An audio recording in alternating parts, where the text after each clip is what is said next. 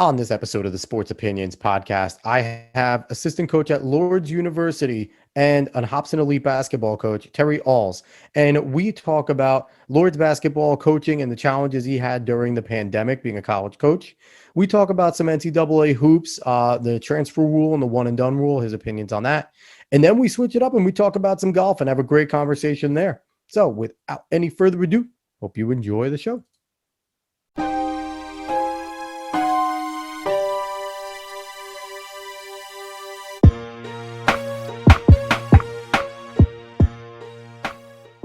What's up, sports fans, and welcome to the Sports Opinions podcast. I am your host, as always, Alex Cuesta, and with me today is Coach Terry Awls. He is Lourdes University assistant coach and Hopson elite basketball coach. What's going on, Coach? Hey, how you doing? Thanks for having me on, Alex. Appreciate it. I'm doing good. I appreciate you coming on. Now, one thing I have to say, and I'd like to tell people, and I'm pretty sure you'll feel the same way, is there any better title in life than being called coach? Maybe dad, but outside of dad, I feel like coach is up there with doctor and things like that. Like, how do you feel? Like, I was a coach for a little bit. I love it. Coach is up there. Dad is one of my favorite titles, but I think you are so influential in a young man or a young woman's life when you can be called coach, and they, you're their parent away from home, and so I Yep. really enjoy that mantle, and I take it very seriously. Yeah, I really do. Yeah, I love it. I love seeing guys that I coach. My brother's 8 years younger than me, so like all of his friends were like my little brothers. I coached a bunch of them in football. Now to this day, there's kids that come up to me, "Hey, coach." So it's like it's always cool. It's Yeah. always nice. Now they're in their 20s and stuff, so it's always cool. But that's a perfect transition because, like I said, you're an assistant coach at Lourdes University, and there's not a fun part of being a coach, I think, right now in the college landscape. Starting back last year during the tournaments in the NCAA, the conference tournaments, when teams were being walked off. Now, Lourdes is in the NAIA, which doesn't get as much press or coverage, but Right. it's just as Good. much It of a really legitimate body because there's fantastic athletes in the NAIA. What have been the challenges of trying to coach, trying to recruit, trying to talk to new kids coming in? What have been the challenges of coaching during COVID? Well, I'm the head JV coach and a varsity assistant. So one of the challenges that I found out is that obviously you can't have kids on campus. We Yep. did have one recruit who actually was from Florida that actually before, when everything hit, he came in and had a visit. But we've been doing Zoom visits and stuff like that. I know Coach Hopson, for the varsity, they've had a couple kids on campus, but we've been really trying to stick to protocols in regards to social distancing and having players on campus and stuff like that. It's made it challenging, but it's made it so we've had to reinvent ourselves and find new ways of creative ways of connecting with players and their families. So. Yeah, I could only imagine, the creativity part. Coaches, people don't realize how much creativity, and sorry for anyone that just heard the plane passing by. You can hear it clearly, but windows open, it's hot in this room. It's okay. But coaches often have to get creative, especially at the college level, because you're definitely dealing with the phase where you have a bunch of 18-year-olds coming in. And I remember what I thought when I was 18. I was a grown man. I already knew it. And Yep. then you're developing them into man, and you're trying to, like you said, you're a dad, an older brother away from home, and the creativity's there. So it was just channeling, I'd imagine, a different creativity in terms of trying to talk to people. Now, was it more difficult or easier to kind of set up a Zoom call as opposed to an in-person or a phone call? I think Zoom obviously is less personal. You want to be face to face with somebody when you're talking about entrusting. Please have your son come to our university. Trust Yeah. us with him for 4 years, but we're only we're here. We're not face to face. It's made it very challenging, made it interesting. But I think parents have appreciated the fact that we've made that effort. If you don't make the effort, that's one thing. But if you've made the effort, they understand that your heart is in the right place. I just had a kid commit out of Florida. We had a Nice. kid committed out of DC. And so we're getting kids all over to commit. I think a lot of that is attributed to Dennis and his reputation. But we got a great university, great facilities, great education. So Lourdes University really sells itself, as a part of you can be more than just an athlete. You can be a student athlete, and you walk away with a great education and a great experience at the university.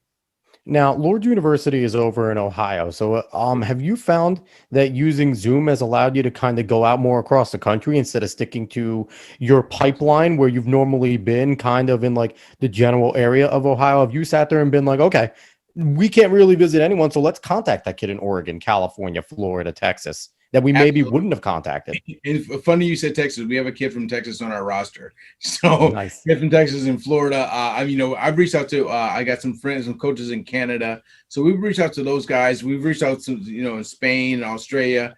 And Zoom just makes it easy to connect. So I think for me, from a JV perspective, bringing in kids from a JV perspective, I've reached out to kids from all over the world. You go out and recruit 12 kids just to get 3 or 4, but you get 3 or 4 quality kids from all over the country. They got great cultures and stuff like that bring that melting pot into your university, and I think that's good for the overall scheme of things. Now, is this something you think is going to have to be here to stay and not just an exception for COVID? Because there's always so many rules when it comes to recruiting, and you don't want to make any infractions because then you can get docked Yeah. certain scholarships and things. So, is this something you think they're going to pull back on No, once we're kind of in normalcy, or is this something that's going to be here to stay on top of the other recruiting channels? I would think that it has to be here to stay, because now we found a new way to reach players. Yep. Before, you're going to AAU tournaments or stuff like that. Now you can, you look up their AAU coach or high school coach, and you can get a Zoom, from, we're in Ohio. You can talk to a kid in California 3 or 4 times a week or something if you need to. So I think it's allowed us to be more inventive in how we do recruiting from either a national or international standpoint. So it's given us a new tool to utilize in our tool belt when it comes to recruiting. Yeah, and I think the advancement of huddle.com, which was in its infancy when I was coaching now 8 years ago, when it was kind of you had to have a bunch of passwords. Now anyone could put highlights on there. And I can imagine it's so much easier now looking up a huddle. Okay, this kid looked awesome here. Yeah. So a big question, and this has got to be a big one, is that awesome backdrop there. Now, for those who are only listening on the podcast, Coach Awls has a fantastic backdrop going right now. Is that awesome backdrop and all these Zoom calls and kids get to see all this cool stuff back there? It is. So I have a podcast called Let's Talk Hoops with Coach Awls. And so I'm a huge Duke fan. So I've got my Duke stuff here. I've got my ESPN stuff here. And I'm a huge golf fan. So, I mean, if you scroll here, you see my golden tee. Oh, that's awesome. For me, I like you got an awesome backdrop. I think if you're going to be in front of people, you want them to see your best. And so to me, this is me at my best when it comes to coaching basketball. So yeah, my best is Star Trek and Lord of the Rings, and I do nothing fantasy oriented. People just need to know I'm a nerd, so it needs to be there. But we mentioned that Lourdes is in the NAIA as opposed to the NCAA, which everyone's so used to hearing about the NCAA. But like I mentioned, NAIA has great athletes all across the disciplines, and what people don't know is they participate in every single sport that the NCAA participates in as well. Talk about some of the differences, though, that exist between kind of rules and maybe where the NAIA is a little more focused on, I guess, in terms of how that works. Give me some of the differences between the two governing bodies. So some of the differences between the NCAA has NCAA 1, 2, and 3, and the NAIA always has 1. So NCAA has 1,200 schools. We have about 300 schools. So Division 1 and Division 2 in NCAA give scholarships. Division 3 in NCAA does not, as well as the NAIA. We give scholarships. We're a small governing body, and we've got fantastic athletes in all of our sports. We compete at a high level versus D2, D3 schools, and I think people don't understand. They just think because NAIA that we're smaller, we're not as good. We're very competitive. Our academics are just as high as any, because at Lourdes we're a private university and we're one of the top universities in the state. But we're a small school. But I mean, just because we're NAIA, people don't give us our due credit. We got a fantastic, beautiful campus. We got fantastic facilities that will rival most universities. But again, you're talking about 1,200 schools versus 300 schools in the NAIA. And we give scholarships as well. The NC Division I, Division II does. Division III does not in NCAA. So they give a lot of academic stuff. So that's one of the major differences. But you if you go to college, even if you go JUCO, you're going to get a great education. You're going to get a great experience. You get into it what you put into it, what you get out of it. So that's one of my major differences, I'd say. Now, a question is, the NCAA has a lot of controversy because they make a lot of things. It seems like kind of shotgun rulings that there is no precedent for. And, they make a ruling here and it's completely different there.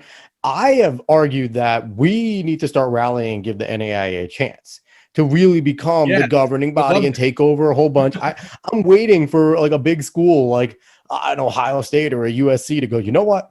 I'm not listening to this and nonsense anymore. I'm transferring our rights or whatever. But what about, is there any type of things like that in the NAIA that you I know you got to tread on a little water. You're a coach there, so you don't want to be too critical, but have you seen kind of those maybe peer pressure made decisions that the NCAA seems to do on a more frequent basis lately with social media blowing up and all that type of stuff? So what we did, we are a private school in Sylvania, Ohio. So when it came down to Black Lives Matter, you actually one day I actually saw the nuns actually picketing on the corner for Black Lives Matter.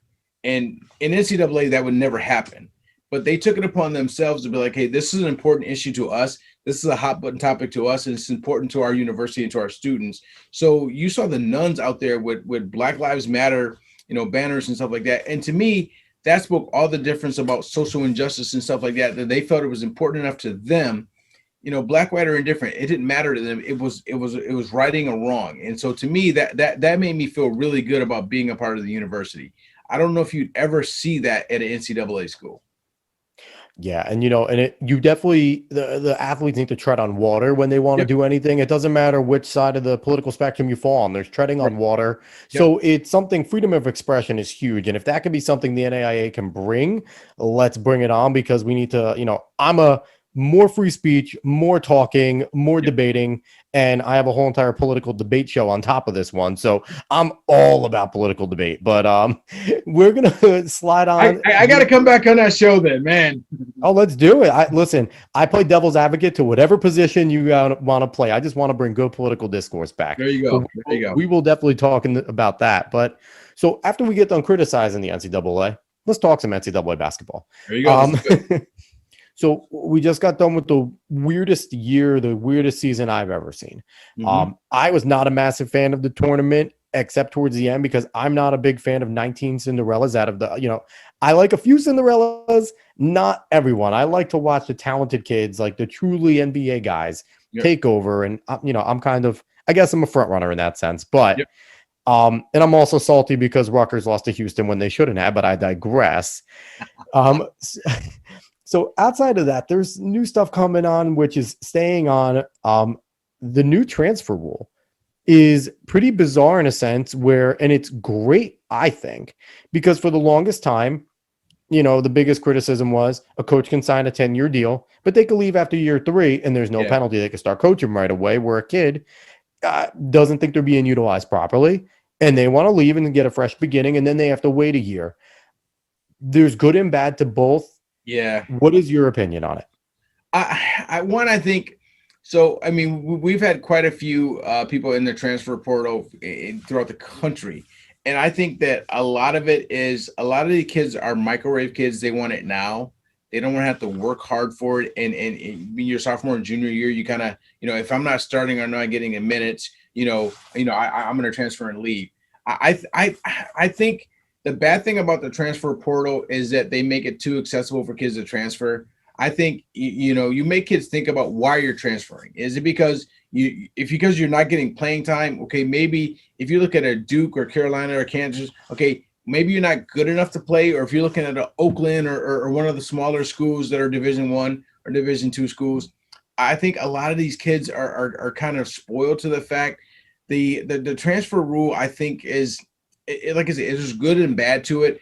Coaches can do that, obviously, which makes it unfair. But I think then you penalize the coach for leaving as well. If you leave and take a job or something outside of your contract, okay, maybe you give some money back to the school, or maybe there's got to be some recourse to that. College basketball is the best thing ever, and I think it takes away from some of the purity of the game, because there's the transfer portal this year is twice as big as it's been in the last 10 years. Because all these kids are leaving, and I think, okay, you're at a university right now, and you're in a pandemic year.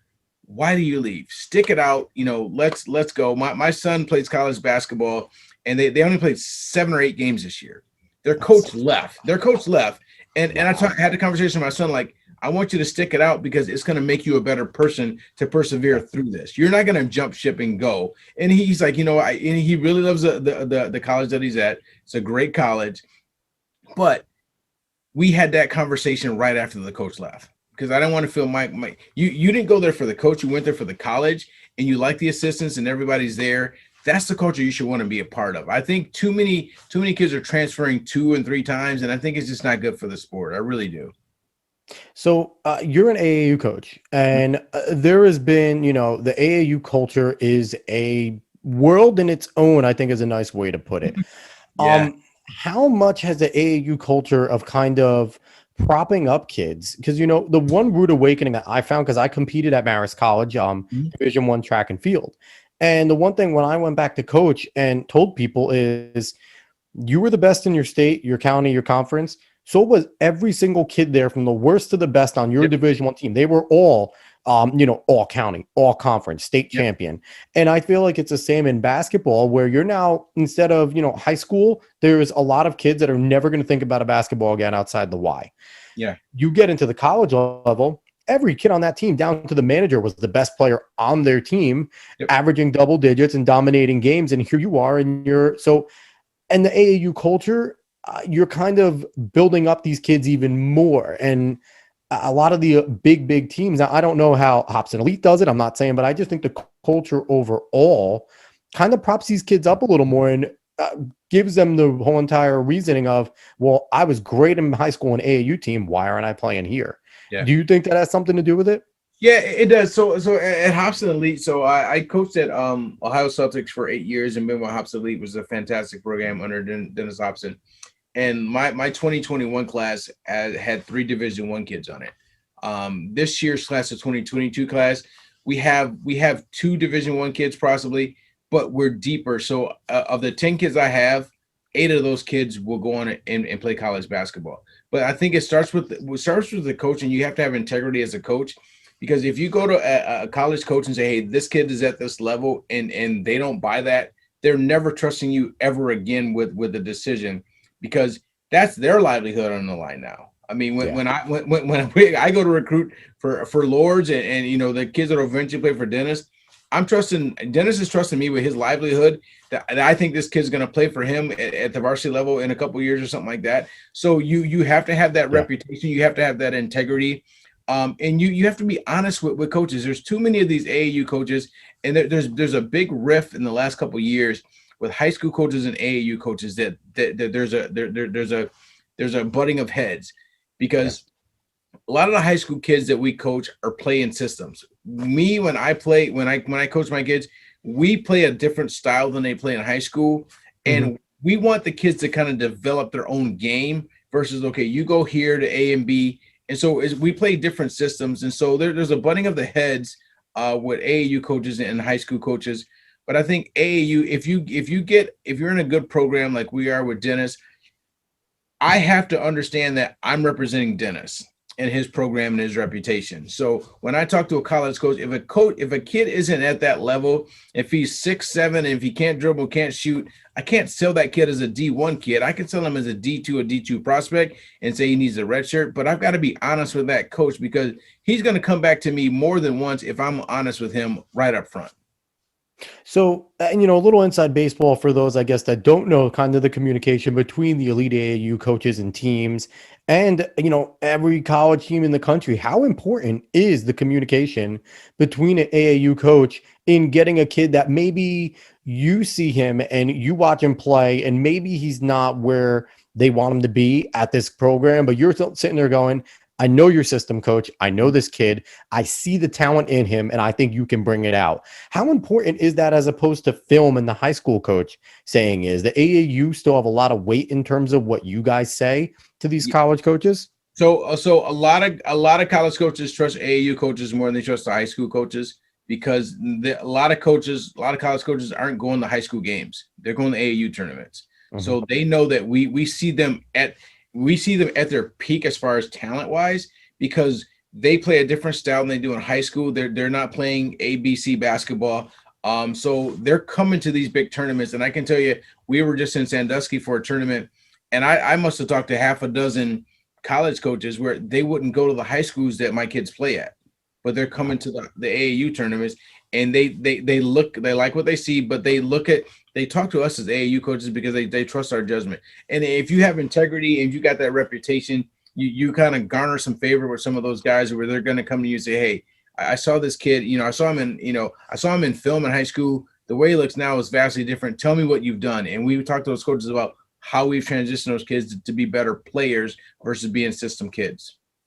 So, and last question on the AAU, we kind of diverge, but I think it's a great conversation here.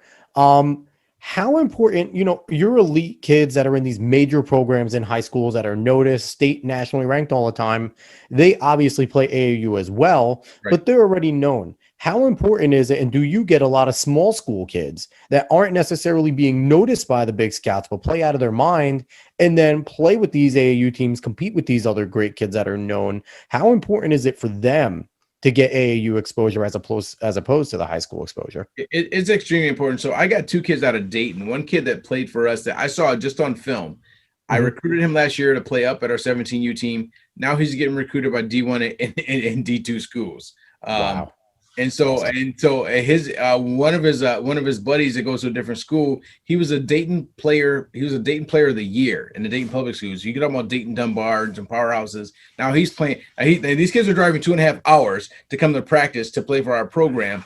But that's because we're going to put them in a positive light. We're going to help Mhm. them with their grades. We're going to help them with their ACT. We're gonna make sure. And I think a lot of coaches get this bad rap because it can't be all about basketball.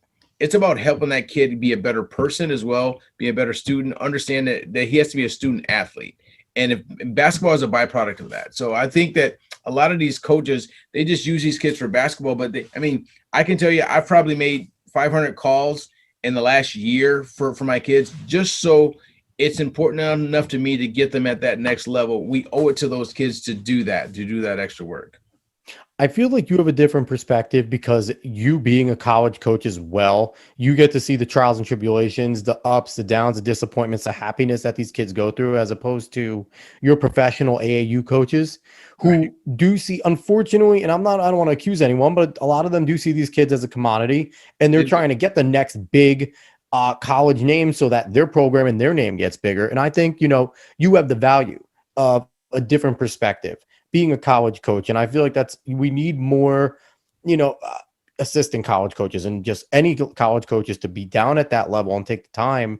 Because I think Mhm. it only helps these kids in preparing what they're going to go through. And that's kind of a nice transition into talking about some Yeah. of the elite kids and one and dones. And it's been a massive conversation about what should we do with one and dones? Is it a good thing for college basketball? Argument's sake, the best players that we've seen in the last 25 years basically haven't been one and dones. They've been straight out of high school, but it's been a mixed bag. How do you feel about one and done? Is it good for college, pro ball, high school players, AAU kids? Is it a good thing? I see. That's the one thing I struggle with because I don't think it's good for the college game because the college game is such a pure game. The NBA game is vastly different. I Mhm. think if the kids are in school for 2 years at least, have them take a public speaking course, have them take a money marketing course, so they learn how to manage their money and stuff like that. I think the one and done rule is good because you see the Dukes, the Kentuckys, and all those. I mean, there's no continuity with those kids after 1 year, Yeah. because after January, if they don't want to go to class, they don't go to class. Nope. Obviously that stuff isn't happening at Duke. But it's just, I think it's unfair to the kids to just use them for 1 year. Give them a sense of purpose on campus for 2 years, and then maybe turn, okay, after your second year. I mean, in college football, they say, well, it's because of maturity. The kids have to stay 3 years. Yeah. They're talking about the physicality, but what about the emotional stability and stuff like that of those kids from a college basketball standpoint? They have to learn, how to manage their money, how to talk in public, how to understand and deal with situations. You can't do that in 1 year. And then they got the D League or the G League that they're doing. I just don't think it's good for college basketball. It waters down the NBA when these kids come out of college after 1 year and they're not mentally and emotionally prepared. Keep them in college for 2 years so they learn how to be a young adult. Then, okay, let's transition you into the NBA. And then I think you have a better NBA product. You have a better college product, as far as I'm concerned.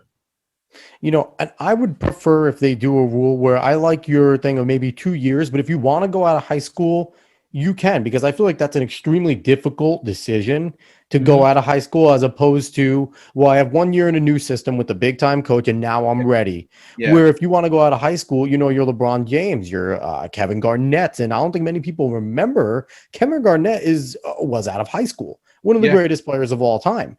Yes, you will. And LeBron James, arguably the best player of all time, right there with Michael. So it's like, it's a mixed bag. And I'd be curious to see when they come out with the documentary, because it's eventually going to come out, all the one and done busts, the kids that were recruited to be ones and dones, Mhm. but ended up not performing and now are riding the bench. And there has to be a lot of mental pressure on being brought in, knowing you're supposed to be a one and done and having to produce at that level. What do you think that does for the kids mentally? As you're going into a Duke, you're going into a UNC, and you were recruited to be a one and done. You have NBA aspirations, and it doesn't start coming together. What does that do to the mental anguish of kids? I think it's not fair to put that much pressure on them. I mean, Yeah. I think if you coming in, if you're I'll say like a Marvin Bagley or a kid from Kansas or Duke or Kentucky. I Yeah. mean, they're most of them have one and done kids. Some of those kids, honestly, from an emotional standpoint, stay 2 years because all they see is the dollar signs, but the dollar sign money doesn't buy you peace.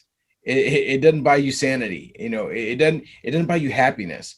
And so they're thinking, again, microwave. They want it now. Okay, I've always been taught it's better to do it right than do it fast. And so if it takes Mhm. you 2 years to get there, okay, make it take 2 years. If it takes three, take 3 years. But I think the NBA would be better served if they push back on that one and done rule. Say, listen, we want kids to be in school 2 years, if not 3 years, and say, because we want emotional kids coming into our league. Because when those kids come into the league, you see those kids getting in fights and in trouble and stuff like that. They're blowing their money and all that stuff. And then in 2 or 3 years, they're out of the league. Okay, well, if you waited and had that kid matured more, okay, you'd probably have a better product as opposed to getting them right away or after 1 year.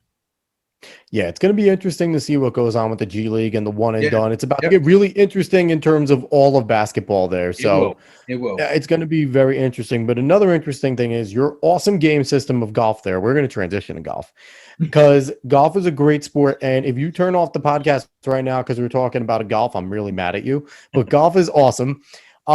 We just got done with the Masters, Mhm. and Hideki Matsuyama was the first ever Japanese winner. The man sits to possibly make $1 billion in endorsements and never has to play again in his life. So he's going to, because he's a great golfer. And if you're not a golf fan, if you've never heard of him before, the guy's been very good and close a few times. He has been. Uh, Yep.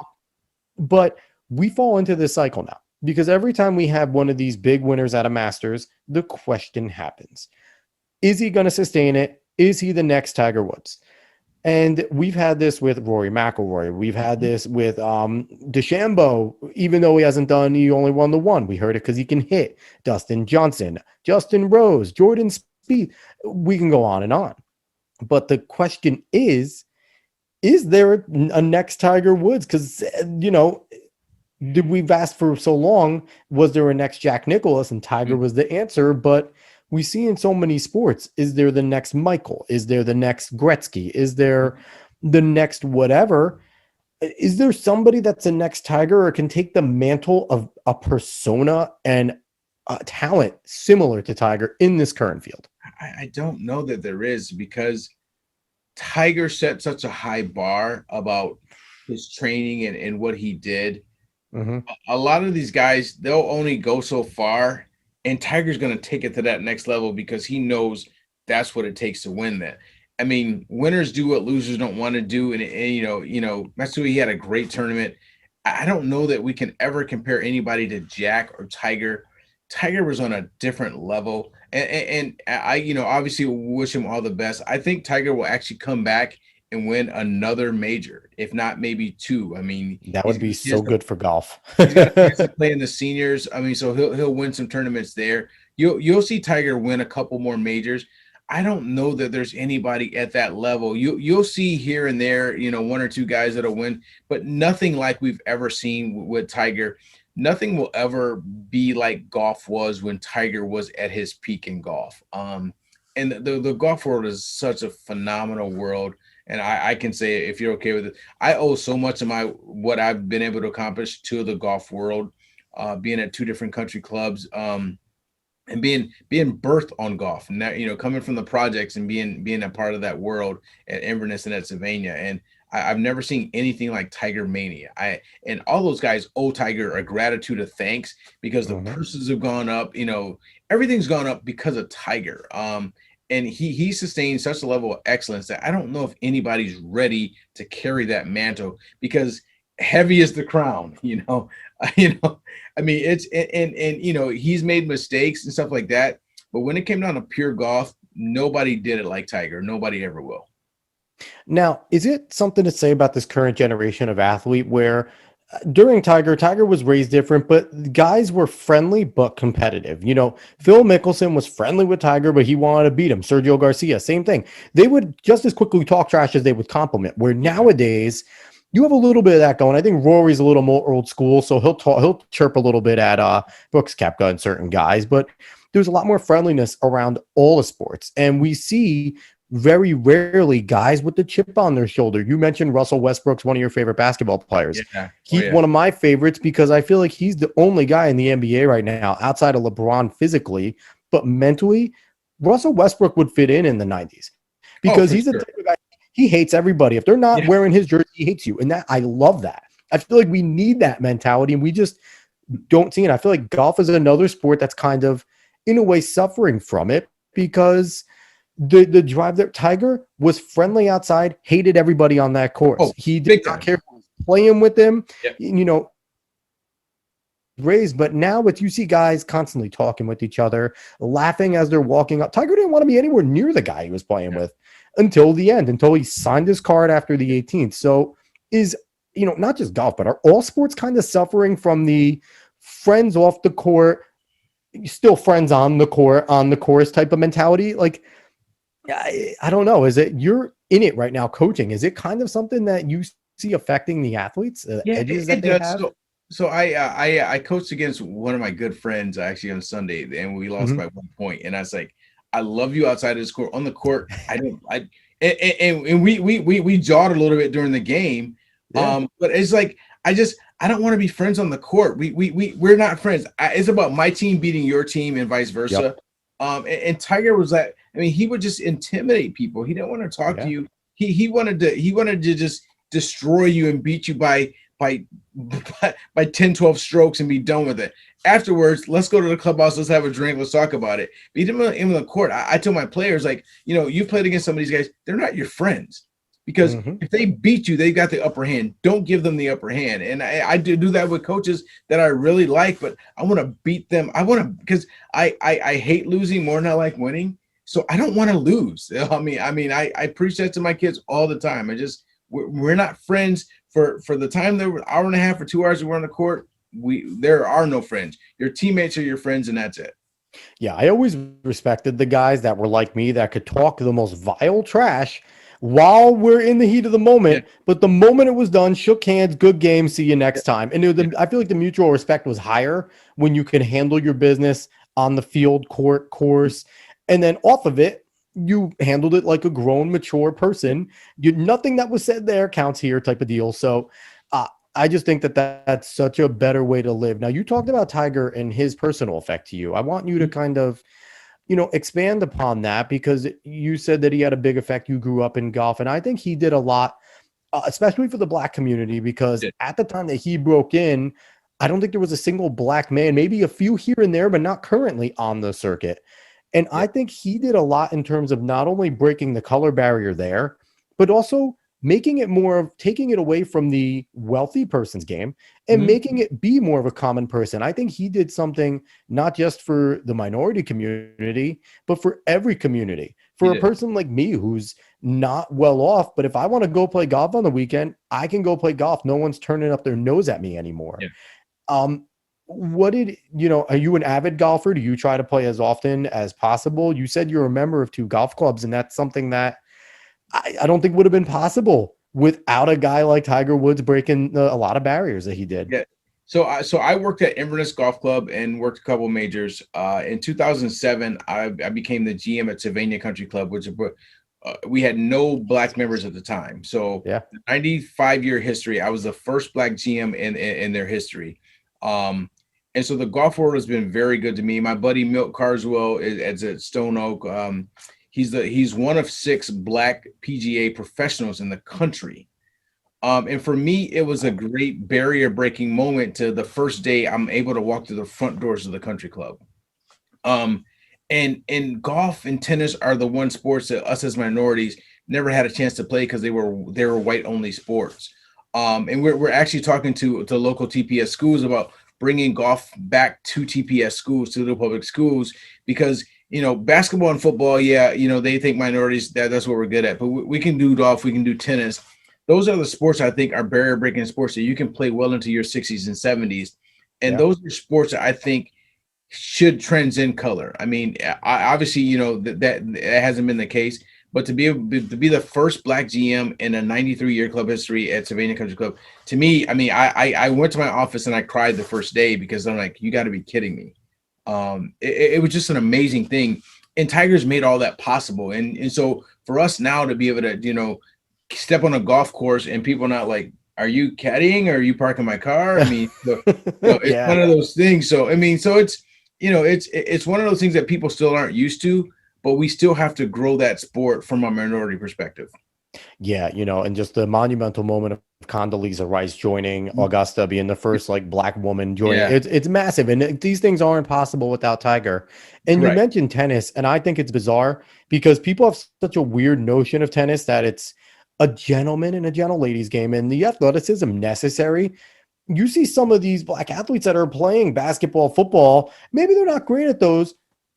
Put a racket in their hand, they probably would be fantastic. And I think another issue is we have to start pushing more Black players to go back into baseball, because there was a time where the Black athlete was the cream of the crop. Your Ken Griffey Jr.'s, your Fred McGriffs, and you can go on and on. Your Frank Thomas, and now we're looking at it, and there's not as many. And I think it's a sad thing to see that we don't have as many minority players, Black players specifically, in all sports, because there's great athletes everywhere and across all races, and it's always nice when they're everywhere and everyone's kind of everywhere doing everything.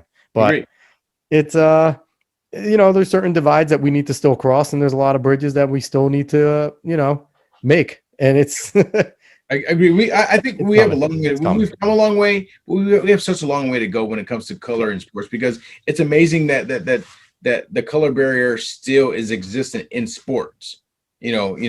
Nobody makes a color barrier existent when it comes to grades and stuff like that. But in sports, there has to be, oh my gosh, it's taboo. So we have to get over that as a nation, as a country. We really do. All right. So with that ends this episode. Terry, thank you so much for coming on. Appreciate you having me on. Listen, I'm blessed and honored that the fact you have me on. So love the backdrop.